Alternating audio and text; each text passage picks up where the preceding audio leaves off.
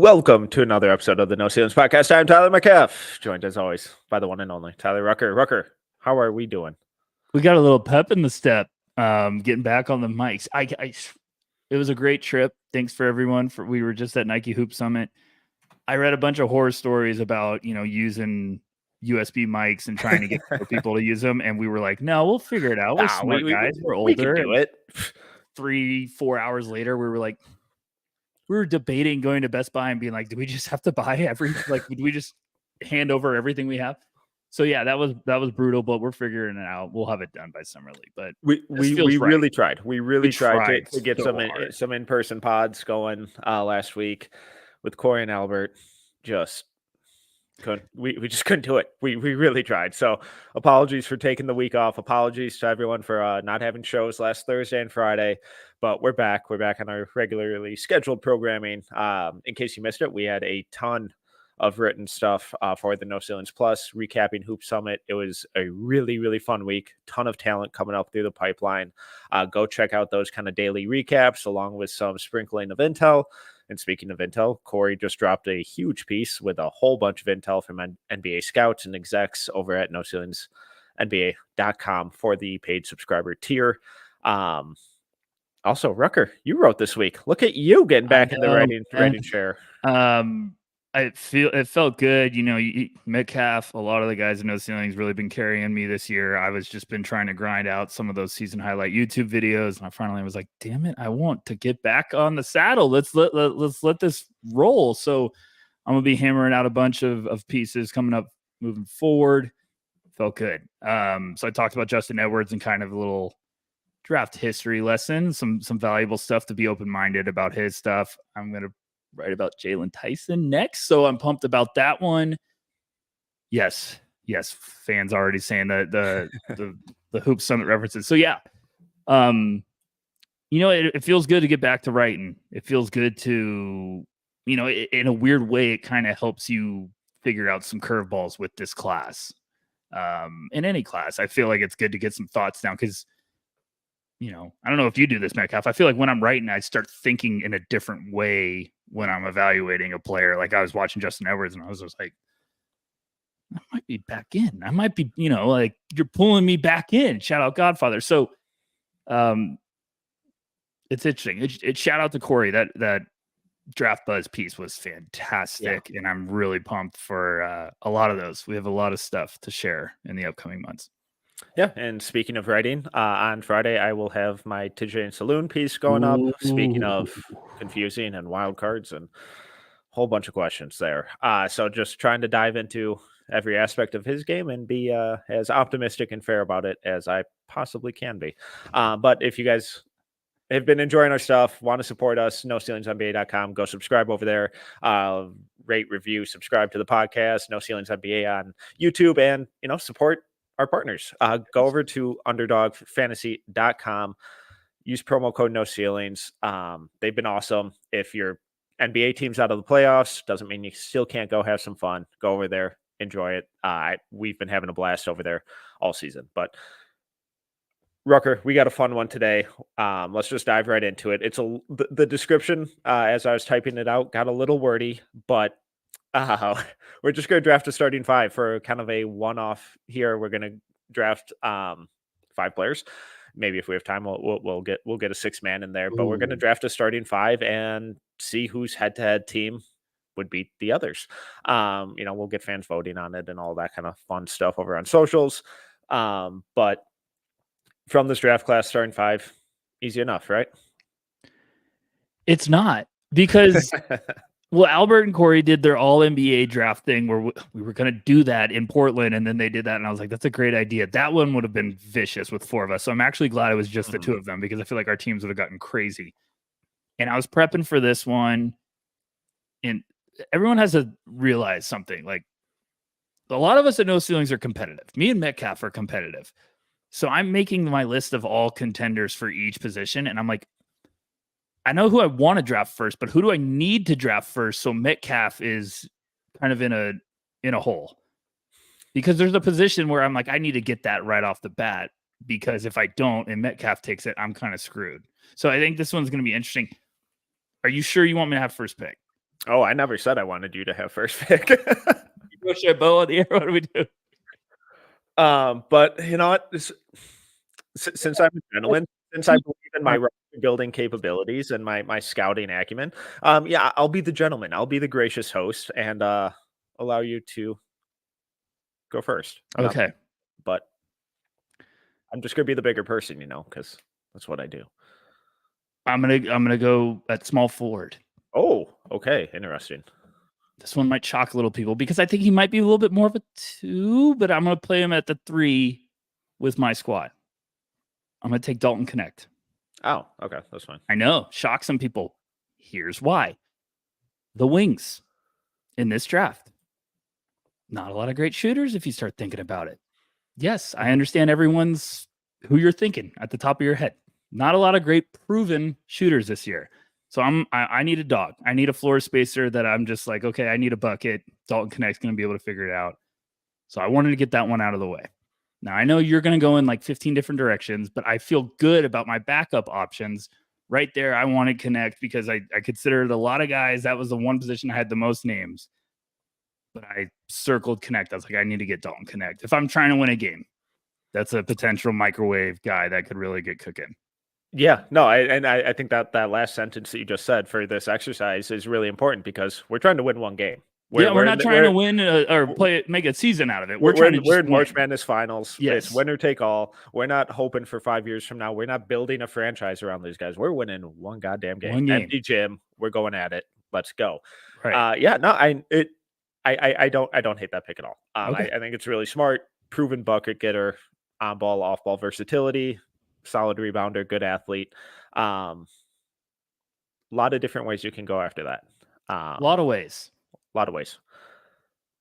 I'm excited your first pick because you were just like, oh, I was like, oh, easy easy. I thought there was a clear and obvious number one in terms of being able to control a game. We saw him do it all throughout the tournament. I knew you were going to go this route. That's why I got bold. Okay. I don't really think there's anyone who matches him, especially defensively, who can deal with him. I'm going Donovan Clingan. It's a good pick. For me, it was between Clingan or Connect, and I felt if I went Clingan first, you were going to take who I wanted. So I was like, okay, I got to get bold here. The problem is now everyone has to think about this. Like, you took Clingan, who I continue to love, continue to hear good things, a lot of fans. And now I'm like, okay, now I'm in a dark place now because who am I gonna get to go up against Clingan? So I'm gonna have to get creative. Are you still buying Clingan? Where do you have him? Yeah. What do you mean by buying? Where do you have him? I have him at 5. Okay, I have him at 4. I think if medicals check out, that's safe. I don't know. Corey had a good piece or a good blurb about Clingan and it's, correct me if I'm wrong. I read it really quickly because life's a little nuts right now.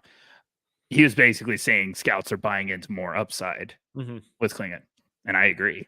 I think there's way more upside than some people might realize. And this isn't, I want to stress to everyone, like I confirmed this in Portland, like talking to someone. This isn't just like, oh, tournament overreactions. This is people looking at the film and seeing how he progressed throughout the year. Like his conditioning got under control. He got healthy.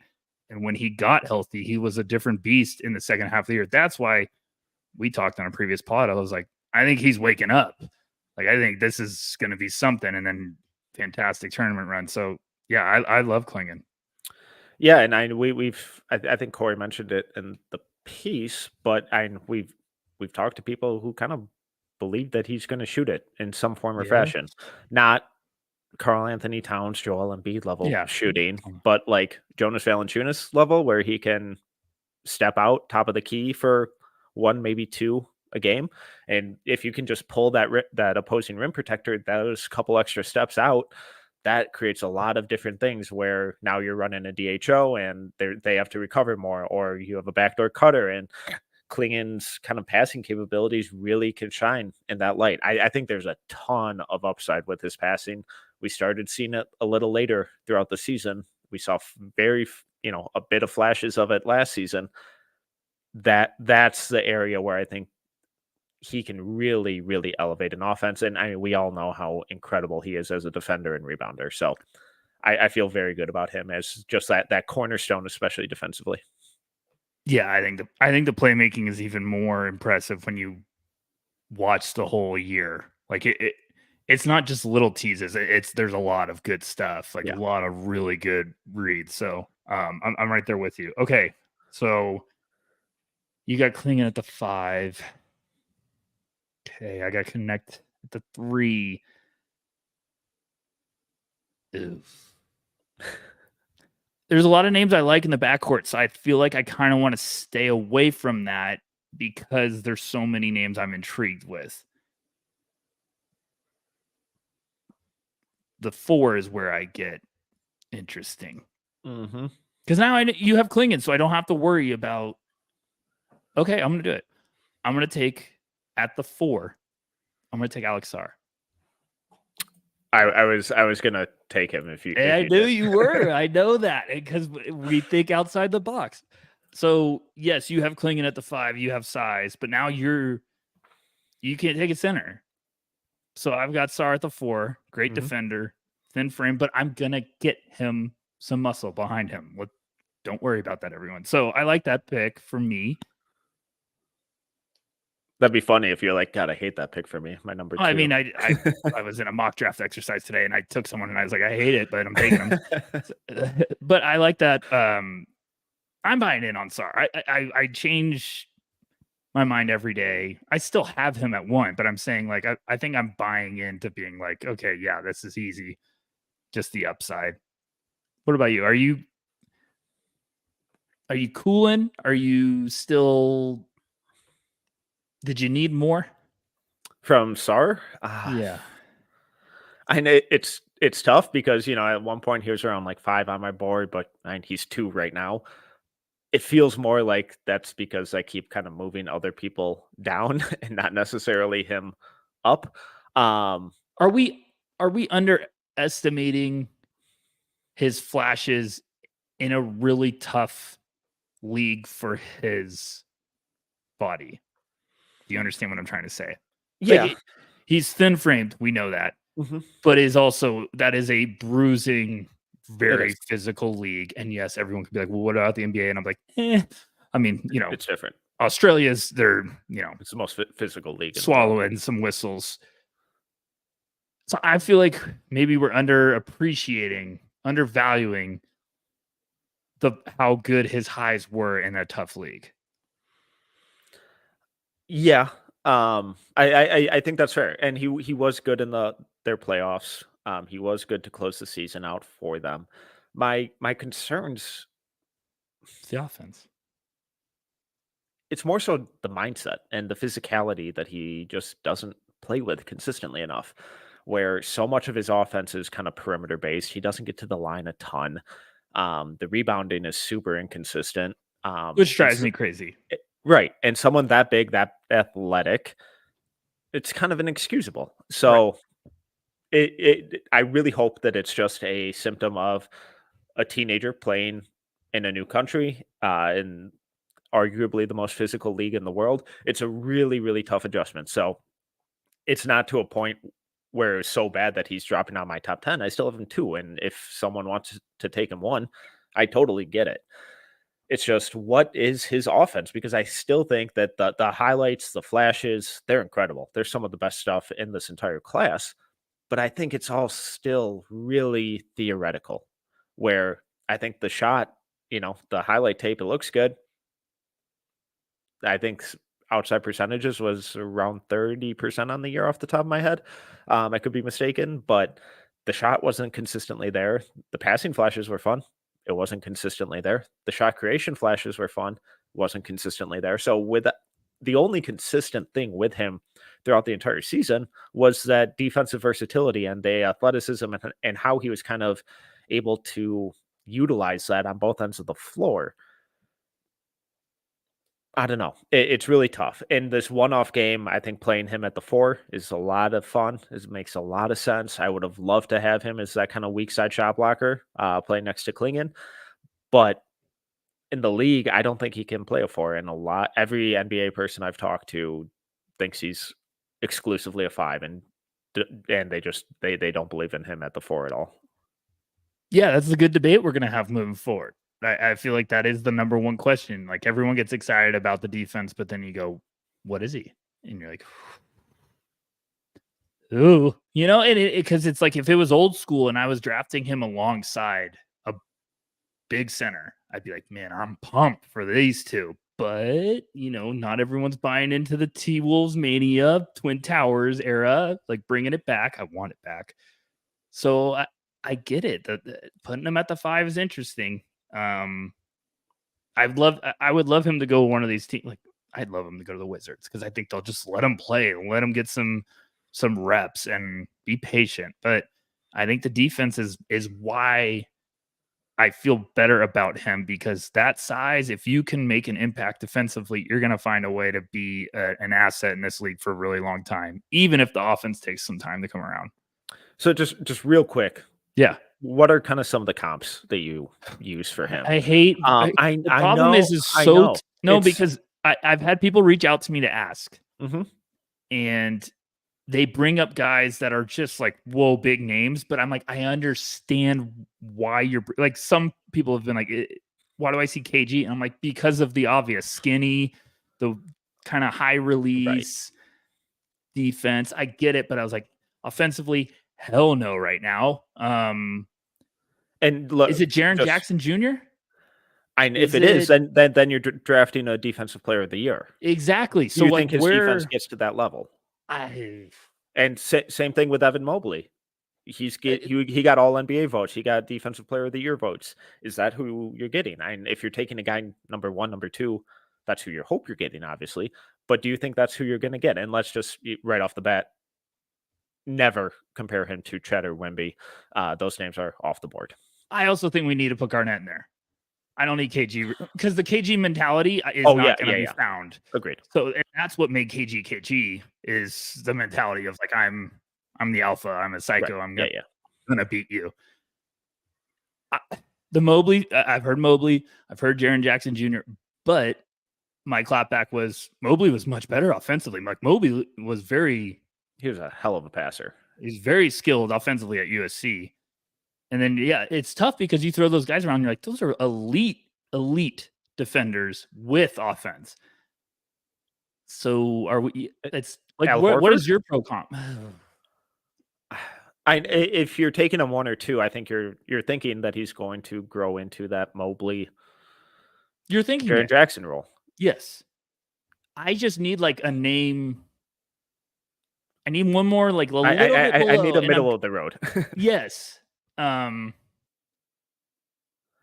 someone in the chat said Bam, and I'm like, no, Bam was passing, but Bam coming out of Kentucky we didn't know. Yeah, we didn't know this. So I don't know. Do you have one that's just wild? Like, no judgment. This is a safe place. What do you mean wild? I'm just saying, do you have one that you're like uncertain of, but you think maybe someone said Nerlens Noel in the comments, and I'm like, no, I think he's got more. He's got more to offense than that.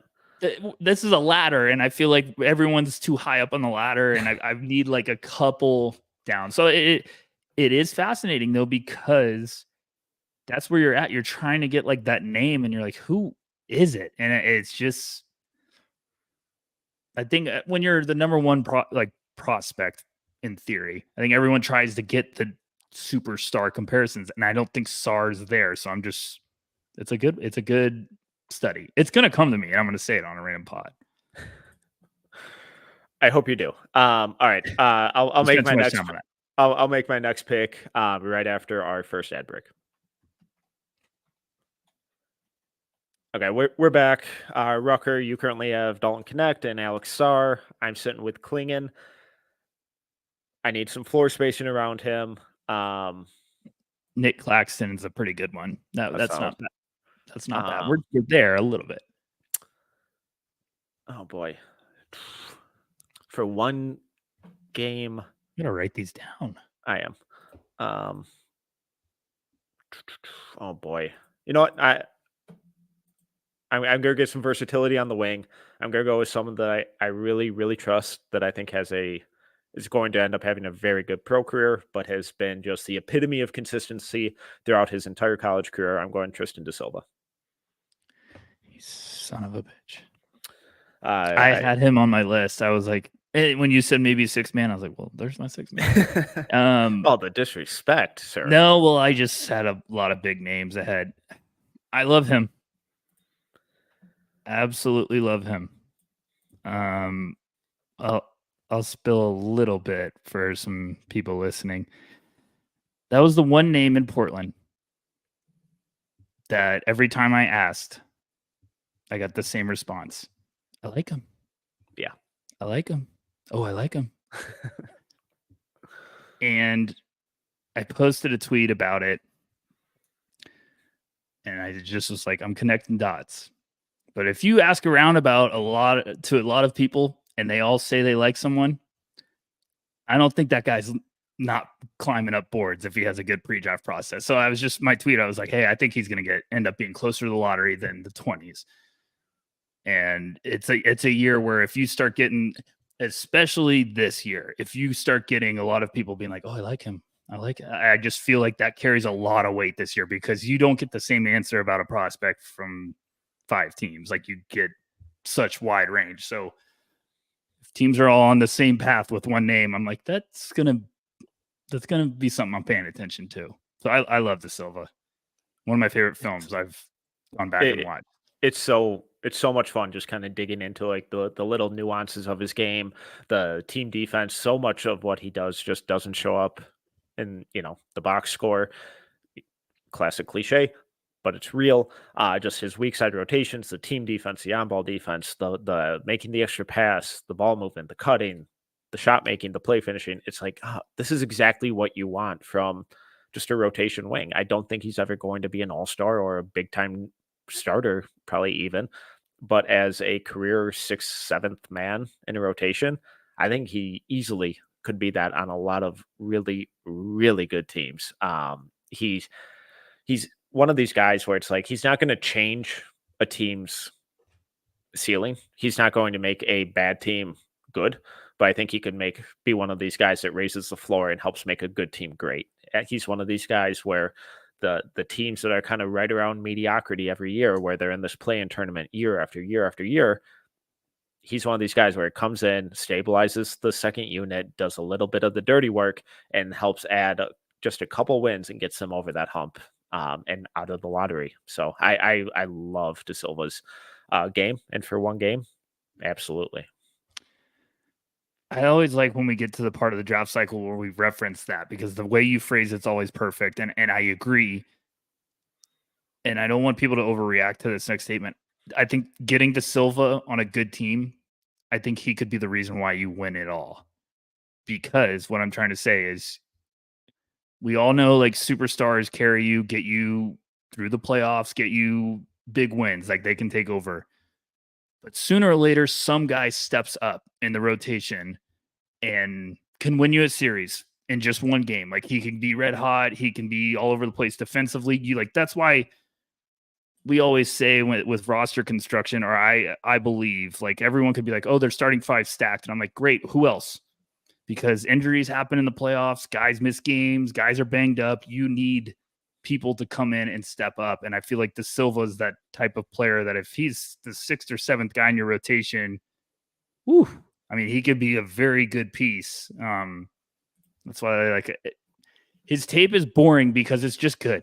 It's just fun and it is simple and it's like good defense, can hit the outside shot, makes the right pass, is in the right spot. It's just boring and it's a joy because you're just like add him to a contending team and look out. Like that's just a very high floor pick in my opinion.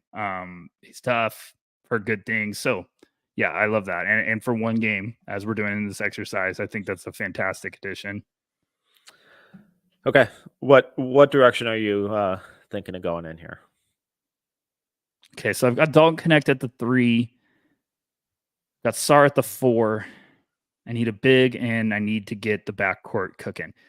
Here's the thing, folks. This is one game.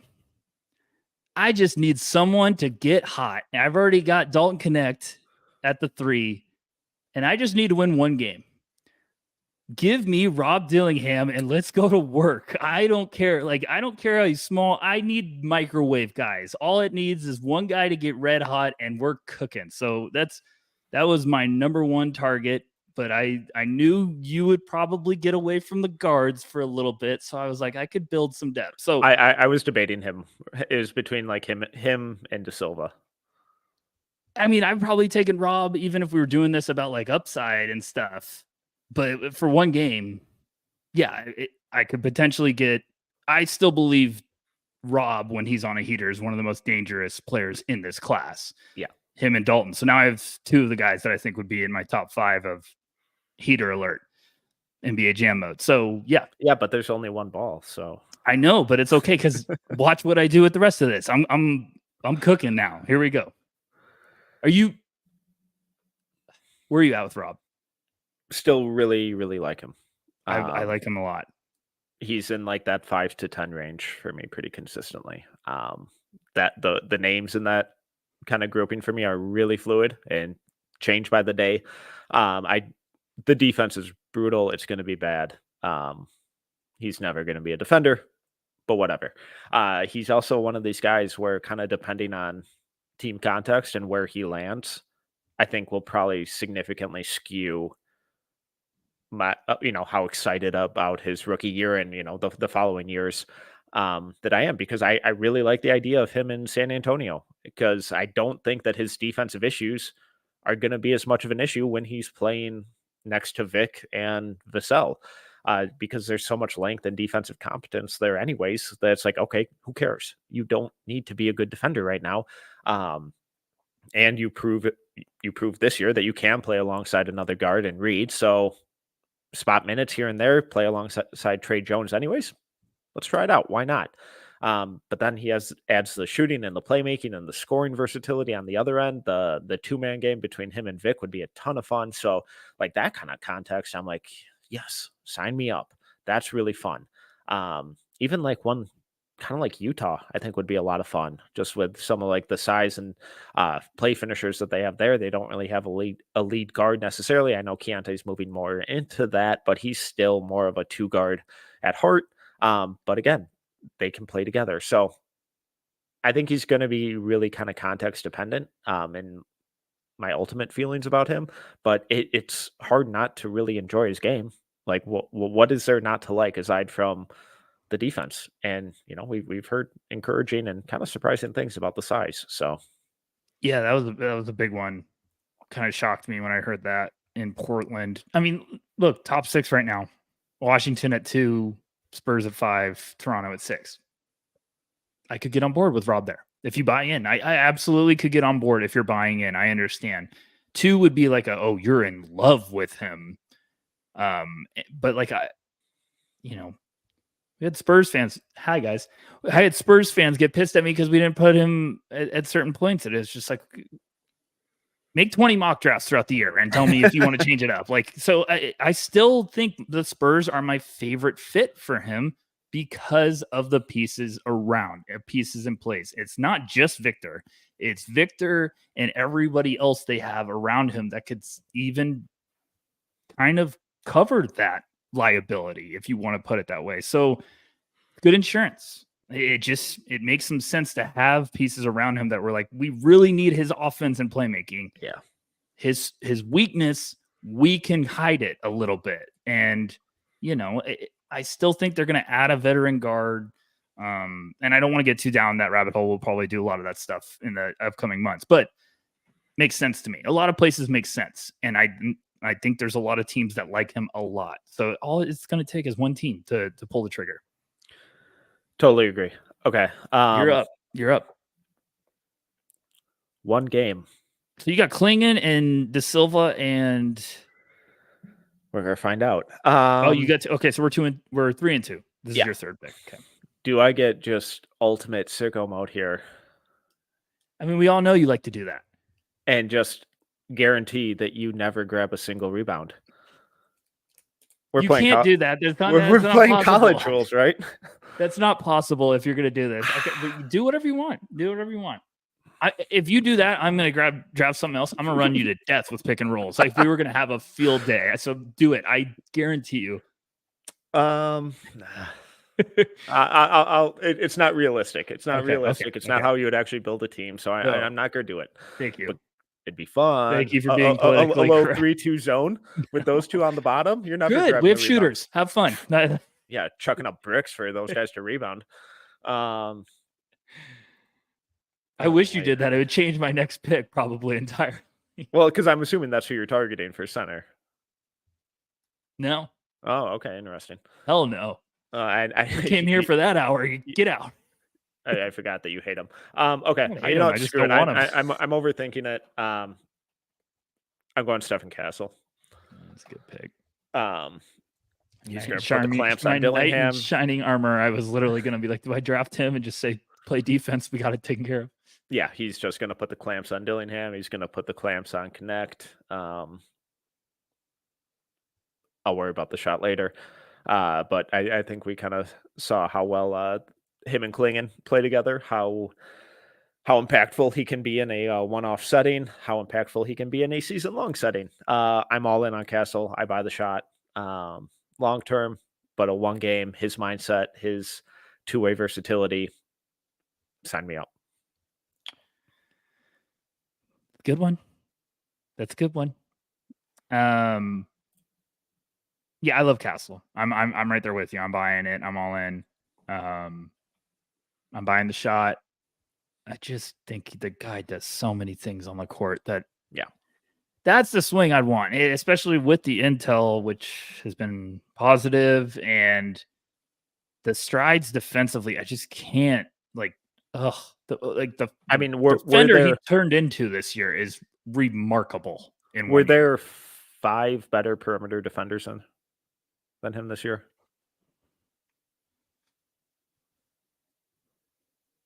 Not in the top 10.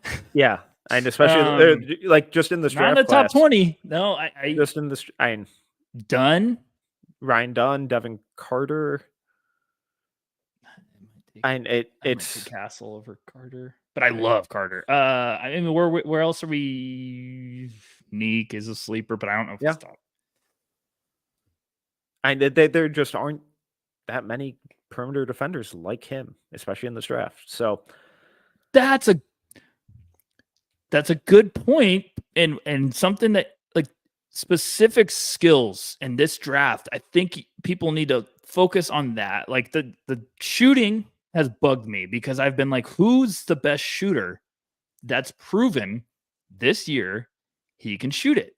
And I've been like, Dalton Connect has been the guy that we've all been like, huge sample size, has been cooking all year. Like Ricochet, we were all like, is it real? And right now, it's not great, Bob. Yeah, well, Bazelis was in theory the amount of games as but Bazelis it didn't come around. So if you're buying it, I'm sure he's going to go to workouts and shoot the crap out of it. Jacoby Walter, same story. Didn't happen consistently. He's going to go to workouts, look really good against the chair. So that's why I think even if you're bringing it up, like, okay, defensive perimeter guys, like who are we at? And that's why Castle might be like, hey, look at me. And that's why teams might be buying in on him now, and he's cooking up. So I think that's a good little mind exercise. Yeah, I like him a lot. Okay, focusing. So you currently have Dillingham, Connect, and Sar. Yeah, I need a 2 and a 5. I'm gonna get a little wild. No, I'm gonna take a 2. I'll save my wild pick for the end. Do I want to get really weird and move this guy to the 2? You know what? No. Oh, I know who you're going for at your 5. Never mind. Sorry. You probably don't actually. Oh, it's going to be a strategic play. It's bold, but I'm going to be strategic. Opened up the floor a little bit. I'm going to take Jared McCain at the 2. Oh, okay.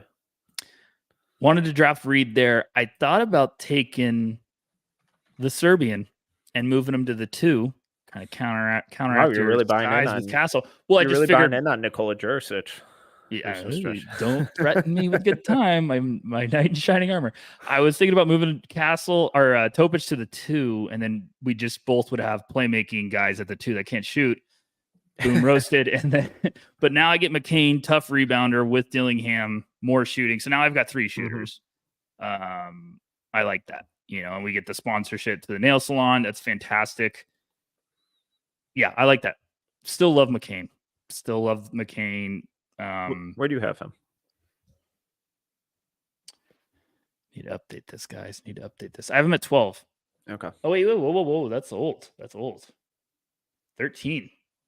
Sorry. Wow, you hate him. I did I move him down?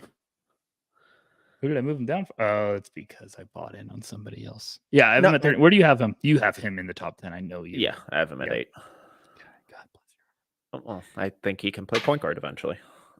I do too. If you I don't, feel like we clapped back at someone in Portland about McCain questions, and then it's like, you just told me rebound translates. What the hell else do you want from him? One of our favorite guys we talked to. I was like, you just told me rebound translates, and I just got a lot of rebounding from a 6'3" guard. So I'm a big McCain fan. I think he's going to be a stud. Agreed. All right. So very offensively focused perimeter here with Dillingham, McCain, connect. All right. You need me to win one game. I see it. I know. Be a shame. This isn't a playoff series. I just need to outscore you. That's the key of the game. Is to real shame if they all. It's real shame if they all got cold on the same night. They can't all. One of them's got to get hot. That's what you say now. It's okay if they all get cold. We'll trade them in the offseason. Okay. Oh boy. I need some shooting. I need a lot of shooting, and there isn't a whole lot of it out there. I need a big who can shoot.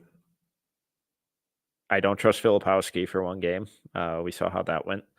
Yeah, anytime you go to the DJ booth, bad things happen.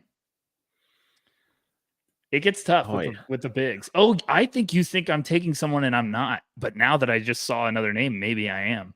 No, I'm not taking him. I know who I'm taking. You're gonna be like, okay, but I'm gonna be like, it's really smart. Really smart. I'm gonna go. You know what? Screw it. I'm gonna go with a guy who's kind of similar physical build to Sar. I'm gonna play him at the 4. I'm going Deron Holmes. No, that's Let's go. Let's go. That's who I was taking. I was so proud of that pick. I was like, this is fantastic construction. I get to open up everything. Holmes could step out, take the 3. Nope. Also take it off the dribble. Oh, what a backbreaker. Where do you have him? I just did his film, and I'm right there. I have him at 39 right now, and it feels like 15-ish spots too low. I need to catch up on like his last couple games, but I have him at 31, and I'm staring at moving him in my mid-20s. Like his film this year is just as impressive as I was last year. I understood why he went back, because last year they just fed the crap out of him in the post, and this year I was like, I need to get a little bit more versatile, just like because so much of what he showed the last 2 years is stuff that's like, you're never going to do this in the NBA. Right. It was post up heavy. There was like no rim running. There was very limited shooting. It's like, you got to do one or the other. Right. You don't have to be elite at both, but you have to show that you improve, that you can be competent at least. And he more than did that. Yeah. Like there was rim running last year. It just, this year was way more like, it was determined rim running. There was some really good stuff. He takes the ball off the bounce a lot too, and get places quickly. Like, he's slippery for a big that size. I thought the defense stuff, there was some really good rim protection. I'd like to get him a little bit more meat on the bones when it comes to like, if he's going to be a 5, I just would like him to fill out a little bit more, but like the outside shot, I think's promising. Like I just watched his film and I was like, why am I not buying more into Deron Holmes? I liked him before. Shout out Nick at No Ceilings has just been telling us. He's like, guys, this guy can play. And then this year, when I finally went back and watched everything, I was like, the advanced numbers backed up that he's become more versatile. Like I looked at that and I was like, oh, fantastic. Like this is what I'm seeing. And I just really like his game. I think that's going to be a really interesting guy to monitor in the pre-draft because I think he could be like, love him in Phoenix. If he could get there, Yeah. I just would like him in a lot of places that would really allow him to have some early success, I feel like. Yeah, so and just some of his numbers here, 38.6% on just under 5 3-point attempts per 100 possessions. Really solid. 58.5% from 2. He had a free throw rate of 72.4. That is absurd. Block rate 7.2, steal rate 1.8, assist rate of 19, defensive rebounding rate of 23, offensive rebounding rate of 6.8. And I have seen people start complaining about, oh, he doesn't really rebound that much. Why isn't he an offensive rebounder? Because last year, offensive rebounding rate of 11, almost double of what it was this year. This is why context always matters. He's not rebounding on the offensive boards because he's stepping out to the perimeter and shooting more threes. So if he's not around the rim, kind of hard to rebound people. Let's connect the dots here. I think he's really good. Someone that I think I'm overthinking a lot right now. And he's 39 for me right now. I would not expect that to be the case in the next couple weeks.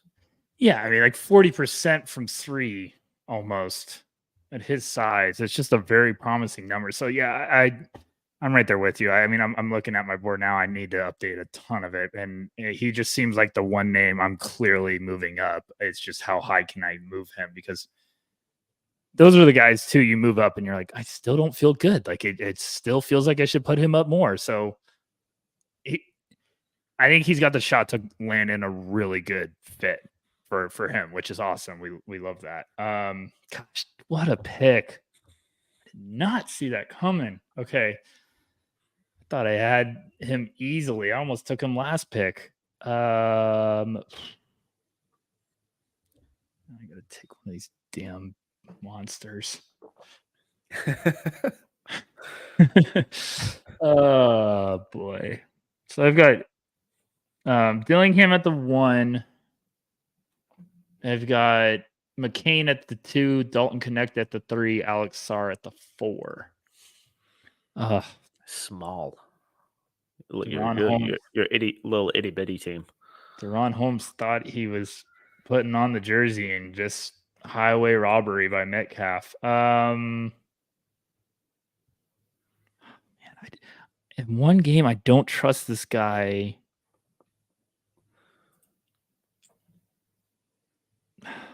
Do it.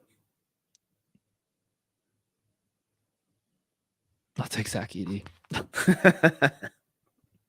I wanted to take Missy, but I think Klingon could get Missy in foul trouble, and then I'm screwed. Edey, I at least know will be a nightmare or get me some boards. Man, I really liked my team if I got Holmes. Okay, yeah, so I'll just do that. Whatever. Sarr helps out Edey. I get it. Because like I thought about PJ Hall. I was like, too rich. I thought about just saying screw it. Now Sarr is my 4 or my 5. But then Klingon would probably have a field day with Sarr. Okay. I'll take Edey. See, I thought you were going to go Khalil Ware. Yeah, I when I saw it, I was like, oh, he thinks I'm going to go Ware. Yeah. Screw it. No, I'm in. I'll take Khalil Ware. It was between those two. I'll do it because it's going to be the all-time all right, cool. Now risky team. More. No, I don't care. It's the all-time risky team. I'm standing on that island. Ware hits a couple threes, blocks some shots. We're in business. You know what? Screw it. The bigs are skinny. We can't guard anyone. But we're going to light it up. We're going to score. And I get Sarr on that actually is fun. I get Sarr with weak side, and then I get Ware with weak side. Let's have cool. And then I'll just use a shot fake, and they'll both jump into the 4th row.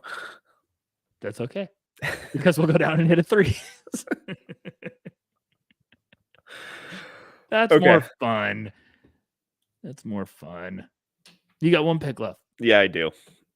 Backcourt. All right. Everyone So in the I'm comments just, is saying I should have taken Edie because you can't double Edie, and it's like I know you can't double Edie, but then we get Klingon Edie 1-on-1s. That's not fun. I want to shoot the shit out of the ball. 7 seconds or less is going to be fantastic for my team. Okay, I'm just going to kind of talk through the 3 names I'm looking at here. So I'm looking at Reed. I'm looking at Devin Carter. And I'm looking at Tyler Kolek. You need a 1? Yeah, you've got Cass. Or a 2. Kolek. Yeah. That would have been a good. I love Kolek. That's thinking outside the box because you need 1 game. Yeah. And Kolek would be high up on that. I should have. Well, and then, we saw what Devin Carter did all season and just in 1 game. I know they lost, but he put up some big numbers in the Big East tournament and the couple games they played. Tyler Kolek, ultimate leader. Playmaking is absurd. Shot making, really good passer. Where do you have Devin? 18. I have him at 14, and I still don't feel good about it. I already see someone I'm going to move down, though. I love Devin's film. Was very fun. Kolek's film is hilarious. He just quickly gets from like 4th to 6th gear really fast, and you're just like, how does he blow by everybody? Like, it's just so smooth and quick. There's not like a lot of that initial burst. The burst is very. He's not an explosive athlete, but those first 2 steps. See ya. He's really good at blowing by you, and then just a quick little layup. Like, he's very good at that. So it's like people might be like, I'm worried about his athleticism. It's like he just blows by everyone. He knows how to do it, and then he throws some passes. You're just like, what the holy crap. So looks fun, man. He's a gamer. Someone's gonna steal him. We're talking 1 game here. So Reed was really inconsistent this year in some of the games where he just didn't show up. We saw what Oakland did. I don't want you to throw a zone at me and have him get psyched out. Is he really inconsistent? I mean, come on. He went 54. No, I'm not talking. I'm talking volume. Not efficiency. I have 0 concerns about kicking out of the post and him knocking down a 30-footer. I get it though, because then you're playing him at the 1. Let's have a little fun. I have 0 concerns, and I have Reed Shepherd at 3. So calm down, people. Like I love Reed, and we're just having a little fun here. I'm going Tyler Kolek. I have for the post game presser alone, win or lose, he's going to have some incredible quotes. So I'm going Kolek at the 1. So that's a good thought. I didn't think of that. Okay. That's a good thought. Okay, so Rucker, you had Rob Dillingham, Jared McCain, Dalton Connect, Alex Sarr, Khalil Ware. I went Tyler Kolek, Stephen Castle, Tristan Da Silva, Deron Holmes, Donovan Klingon. Pretty pumped to get the group chat tomorrow, and everyone gets pissed at me that I didn't take Edie. Proud of it. I'm just buying second half Khalil Ware. We're having fun here. If I really was like life or death, I'd be like, yeah, probably Edie with Klingon. I'll cancel those 2 out, and I don't know. I like this. This was fun. Do you want to do a quick 6-man, just rapid fire? Yeah, fine. Cool. What do you want? I have no idea. 6th man. Yeah, Reed Shepherd. Thanks. Fucking tiny. Ka-ching! My team got better. Okay. No more defense. Do I just go ultimate defense and go Ryan Dunn? No, 1 game. I'm going Devin Carter. Easy enough. That's good too. Easy enough. We're going to trust the funky shot and hope that it shows up. If not, we'll just play awesome defense. Okay. That was fun. We're going to jump into Rookie Roulette with Scoot Henderson right after our last ad break.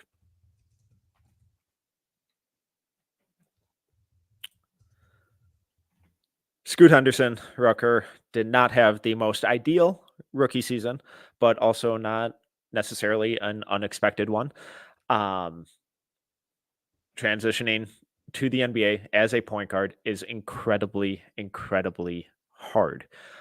So Scoot Henderson, he ended up as number 2 on our final big board last year, ended up as the 3rd overall pick to the Portland Trailblazers, this season has averaged 14 points, 5.4 assists, 3.1 rebounds, 3.4 turnovers, with shooting splits of 38.5, 32.5, and 81.9.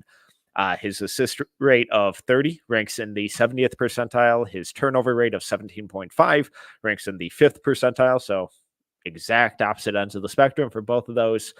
Drawing a ton of fouls. The on-off stuff is a mess. This team has been a mess all season, but Scoot has kind of finished with a really strong end to his rookie season. Ton of injuries on this team. They're in transition mode. Where do you want to start with Scoot Henderson?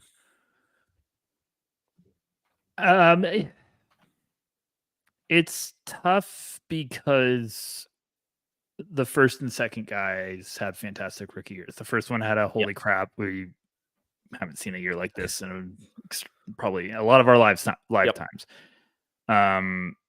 Second guy looks fantastic. Brandon Miller looked outstanding. I think just what Charlotte needed. It's a very fun offseason for them if they could hit on this draft pick too. So everyone was like, hey, look at what Scoot was hyped with Victor. Everyone was saying Charlotte was idiots for passing on Scoot. And everyone got really panic mode early.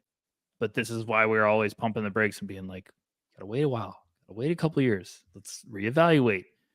And I was never worried about Scoot. I was never worried about Scoot. You've had text messages in the air where we're like, Scoot looked rough last night. But I was never like, oh gosh, he's gonna be a bust.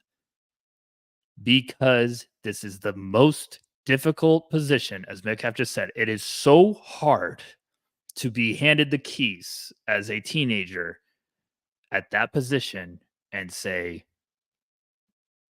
show us results right away. It's just not possible. You don't ever, like, Ja Morant was an outlier when he did it, but it's just not realistic. He was also a multi-year college kid. There you go. And I wrote about this in the past. I talked about guys that struggled as rookie point guards, and it's a very eye-opening list. Gary Payton, hopefully some people have heard of him. 7 points a game his rookie year. Shot 45% from the field, 7, 3, and 6. It takes a while for these guys to make the next leap. Like Steve Nash, 3 points a game his rookie year in 10 minutes. Curry even struggled a little bit. John Stockton, 5 points a game in 18 minutes. All of those guys found that next level to really take that stride forward throughout different times in their career. And Scoot, you can say, hey, they were injured, so they were just letting him play, whatever. His numbers at the end of the year were fantastic. I think confidence going into that first full offseason is the most important thing ever, and we got to see them live. Watching Scoot at the beginning of the year and watching Scoot at the end of the year, two completely different players. He looks more like the G League Ignite product of that last game we saw, and I know everything was clicking, but it just looked more of like he was confident in every decision he was trying to make. So I think if you're a Blazers fan, you should be pumped out of your mind. Like, I think he's right on track. He knows what he needs to work on. John Hollinger wrote an awesome piece about Scoot, and the quotes that Scoot had in that were very like, this is not a rookie mentality. This is very detailed. He's like, I need to work on finishing with contact. I need to finishing in the lane, like getting some. I was like, it's a very good analysis. So I'm not worried. If anything, I'm impressed with how he took this year's adversity and started to figure it out down the stretch. What about you? Yeah, and we saw growth, and that's what you want to see from young players. Were you better in April than you were in November? And I think he undoubtedly was. And that growth by the game, by the week, by the month is so crucial. And you talked about the confidence and the work rate and the intangibles, and that stuff he's always been lauded for, where you talk to anyone last year coming into the draft is like, this dude is a pro. He is 18 years old and he is already a pro. He's a leader. All he thinks about is basketball. Eat, sleep, breathe basketball. He wants to be great. And those are the guys that you want to bet on, that are make it really easy to believe in. And I know we always get super reactionary about the rookie year and the 1 year of, "Oh, well, he's a bust or not." It's like, what are we doing? It's 1 year. We're drafting for a career. We're drafting to build a franchise. If you're drafting in the top 3 and expecting to win something right away, you're doing it wrong. You're drafting to build, and all of these top 3 picks, Brandon Miller, Wemby, Scoot, all 3 of these teams should be really excited about what they're building. When I see redrafts already of this draft, and I see, no shade to Jaime Jaquez, but when I see guys like that going over Scoot, I'm like, what are we doing? It's like, yes, Jaime had a far superior season to Scoot. If we're taking just this year, absolutely, I get it. But if we're doing a redraft for going forward and kind of building a team, what are we talking about? The stuff that Scoot showed down the stretch was exactly what you wanted to see from him. It'd be fantastic if he showed this at the start of the year, but he didn't. The roster was a little more confusing. He had a little more room to breathe at the end of the year because guys like Malcolm Brogdon and Anthony Simons were hurt. But what I think Scoot showed was that he has the chops to really be that lead point guard, to initiate the offense, to run stuff, to get guys open, to get to his spots.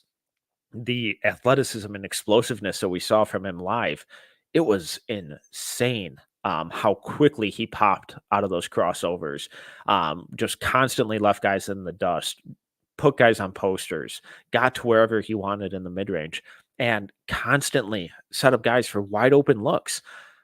It'd be great if the assist to turnover numbers were better, but Rucker, I believe to get an assist, the other guy has to do what? He has to make it. Oh, interesting. No one on that team can shoot.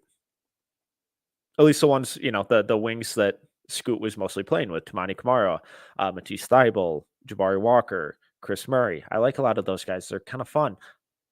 Most of them are sub 35% three-point shooters. It's tough. It's tough. And the injuries that were around them, the youth of that team, I would have zero concerns about Scoot going forward. Yeah, absolutely. I love him. I think everything that he's done is fantastic. I'm excited to see what he kind of grows into. I think this is going to be a humongous offseason. I think he work his ass off. Yeah. Shout out my dog barking. No, go ahead, and then I'll take care of this. Always fun live when we go live. No, so the stuff that we saw from Scoot, it was, and when I covered the Timberwolves game and the Trailblazers were in town, I got to see him warm up. He didn't play this game, unfortunately, because he was just getting back from an injury, but just his workout, how big his legs are, how strong he is, how explosive he is, how in tune to executing the little things and perfecting every little nuance of his shot, of how to run the pick and roll. His attention to detail was incredibly impressive, especially for someone that young, let alone a veteran. The way that he was going through his pregame stuff, it was really similar to what I saw from guys like SGA. It really surprised me. It really, really surprised me. And it's stuff that you don't typically see from teenagers who they're a little looser. And he was approaching it like a job. He was out there being super specific about the drills he was going through, working with his coaches, getting an incredible workout in already.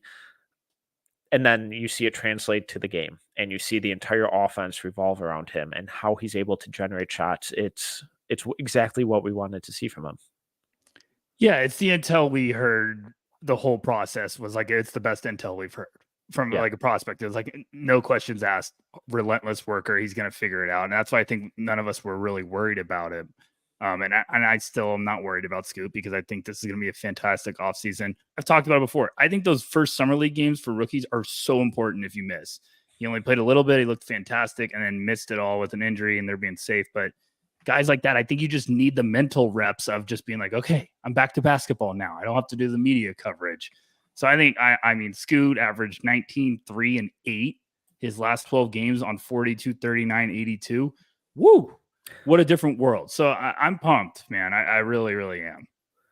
So the tricky part with him kind of going forward is some of their lineups and how they're able to implement everyone and take full advantage of the guys that they have, like Anthony Simons, like Shaedon Sharpe, like a veteran like Malcolm Brogdon, who's going to want to play. How do you see him fitting in with those guys kind of going forward?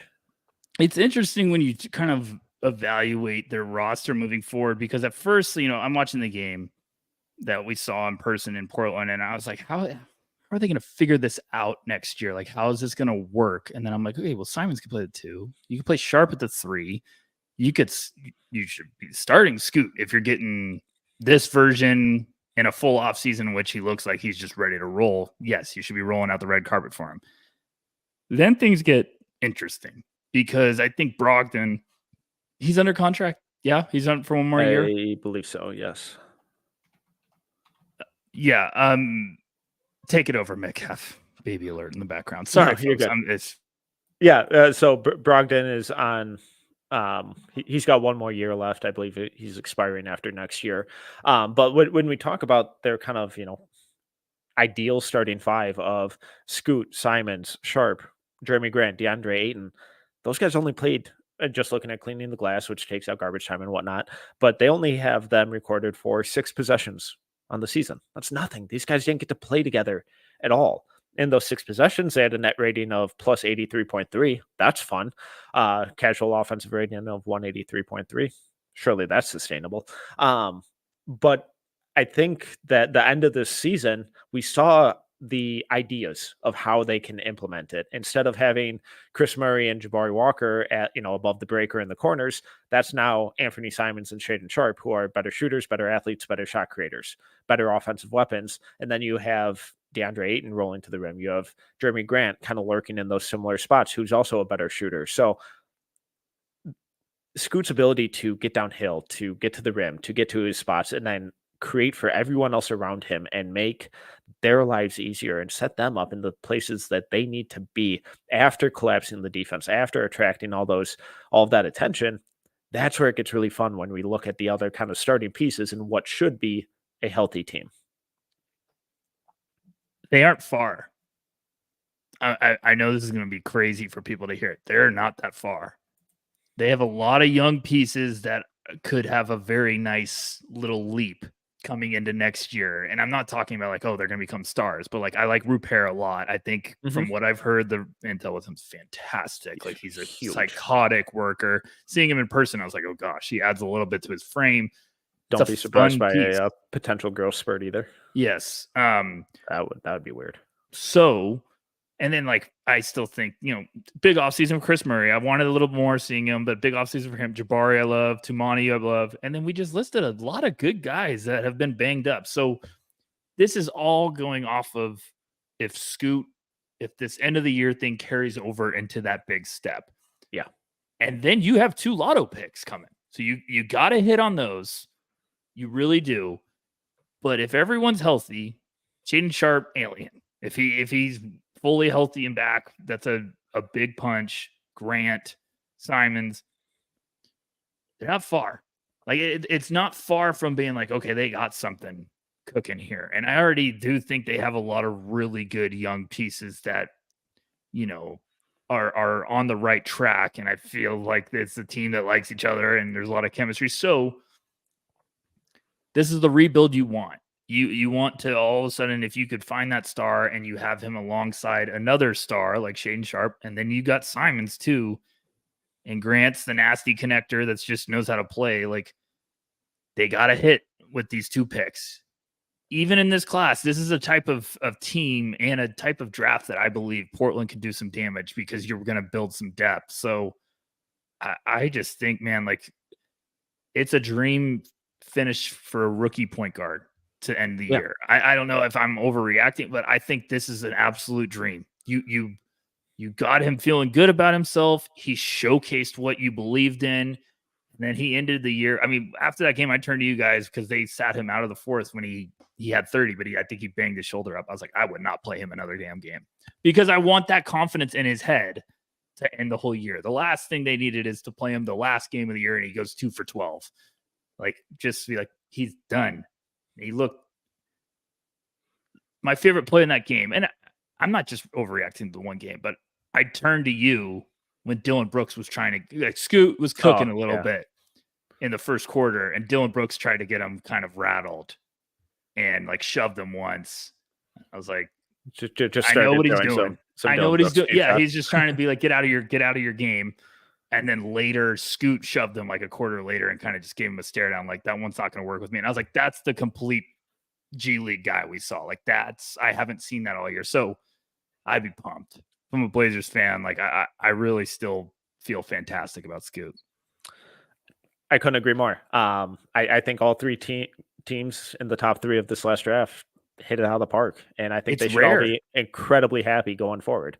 But some of this stuff takes time, and adapting to the NBA is really difficult. Not everyone does it at the same speed, and we have to remember that these kids are really, really young. They're teenagers going up against seasoned vets and seasoned pros. The difference in speed and physicality, athleticism, IQ, it's so different and something they've never experienced before. So expecting them to be able to initiate the offense, score efficiently, create for others, and defend all at a high level right away, it's not realistic. It takes a little bit of time. So, Rucker, when we look at this draft, specifically kind of the guards, who are some of the names that you think could struggle initially, but we shouldn't necessarily worry about, especially if we see kind of steady progression throughout the season like we did with Scoot? Castle? I think Castle's a good one. Topic. All of them?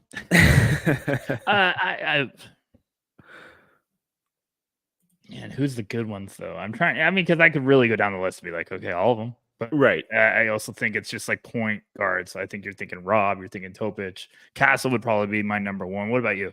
I think Castle and Topic would be the top 2 that I go to, and I kind of have to keep reminding myself about, especially about Topic. I know we kind of talked about him the other week in a similar vein, but I really didn't like the games, his 3, 4, or 5 games with Mega, and that's a big step up in competition in the middle of the season to a new team. And it's kind of a similar thing that we're talking about right now, where it's like, all right, that's really hard. We got to factor in context and the adjustment period, and that it's like, was I being overly harsh on really hitting him for those performances? Yeah, I was, and he's just kind of steadily climbed back up my board, and it wouldn't surprise me if he faces another similar kind of steep learning curve in the NBA, where he figures out those angles, where he figures out the speed of the defenders in those weak side rotations, as he figures out his shot. It's going to be asking a lot of him. And if he's on one of these bad teams, which we expect him to be, because it'd be pretty surprising if he fell out of the top 5, he's going to be kind of in a similar talent situation, surrounding talent situation that Scoot found himself in this year. It's going to be really tough. So I think he kind of jumps to the top of the list for me there. And then Castle's probably a very close second. I'm agreeing. I think Topic is there. He's been cleared. I've been wanting him to get back. I'm ready. Like, stop talking about it. Get back on the court. Because at this point, just either tell us you're not going to play or get back and show us some stuff. So I think Topic is a good one. I really do. So spot on. Okay. Love it. Let's pull up the wheel to figure out who we got next week. All right. Here we go. You're getting down. We don't have a lot. We don't have a lot left. Some big names there, though. There are.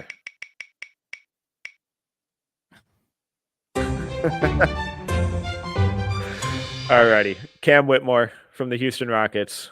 Someone else we just saw in person. I've seen him a couple times this year. That's a good one, because I have a hot take I wanted to ask, and I'll wait and ask it next week. That'll be good. Okay, that's exciting, because it's about this year's class and comparing Whitmore. So I wanted to ask you, but I'll save it for that last segment. I'll be like, okay, here's my hot take. Great, we're already cooking. Love it. Okay, well, we got busy schedules, so I think we're going to cut it there. We'll update Green Room next week. Yeah, we'll get a lot of good stuff. We have the stock game next week as well. Didn't have time to get around to it today. But this was a blast, Rucker. Fun as always. Everyone in the chat, you're incredible. Thank you for hanging out with us.